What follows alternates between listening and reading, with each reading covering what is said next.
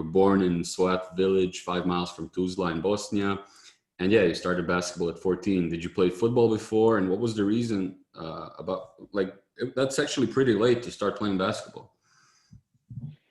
Yeah, I mean, when you look at, it's a crazy journey. Like when you think what you can do, and from 2009 to 2014-15 season, I was in NBA, and I played, and I started practicing 2009, not playing.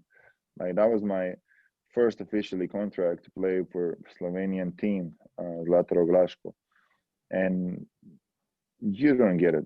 I didn't get it anything about what's going on with that professional sport, and when you look at the going to the practice morning, night, 5 times a day, 6 times a day practicing, school, and it was just so much going on in that period of time. You'd be like, I don't know if I built for this. At the same time, like I'm away from home. Like people don't get it. It's like 7-8 hours or 7 hours from Tuzla driving to Lashko.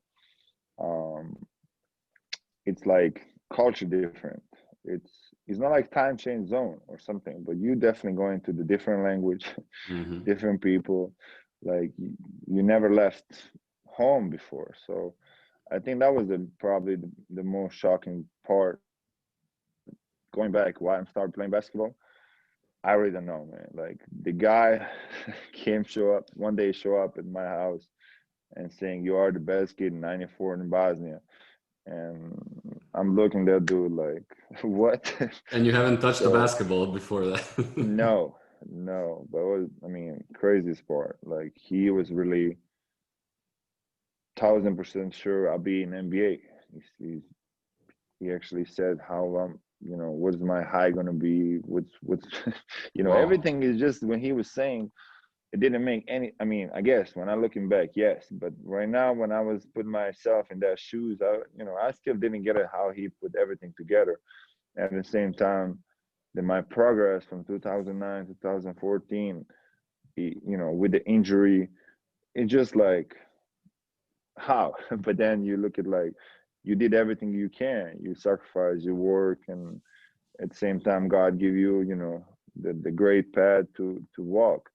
But at the same time, from the small village to the NBA, it just sounds, even I think dreaming is just some part of the little taste. I think this is bigger than dreaming because I couldn't or I didn't imagine I'm going to be an NBA player or starting center or one of the franchise in NBA.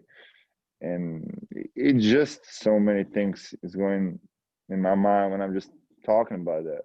Like it's impossible for me back then, and now everything is possible. Like Yeah. you can't do it. Like people were saying, "Yo, he's not talented," or you are from small country, or but there's a way, man. Like if you work hard and if you really all about that, you'll figure out the way. Hopefully the God give you, you know, faith to go in that way. But I think definitely you need to have some luck to get there. But at the same time, there is a way. If I can do it from the village in Bosnia, and no one here from Bosnia when I get there, and then Hmm. when I'm talking about my village, they'd be like, "You came from there?" Like, yeah.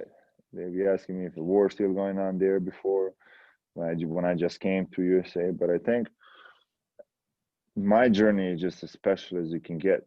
Like 4 or 5 years practicing and you in NBA, I think I never met or hear anybody like that. Hmm. Like just It's as such far a as basketball standpoint. such an incredible journey and story, and it's even more incredible. I don't know if this is true, but I read that that guy that found you, he heard about you in the newspapers because your dad, who is also 7 feet. I don't know if this is true, but apparently your dad beat up 10 guys in a bar or something, and he read about this. 14, yeah, yeah. It's true. 14. It's true. Yeah. Wow. That's how it become. And he read newspaper and he show up at the house and be like, that's what I said before, like you're the best kid in the Bosnia '94. And I'm like, maybe, yeah. But definitely not at the same time. But yeah, that was the story. And how he Amazing. find out is like it's really crazy. But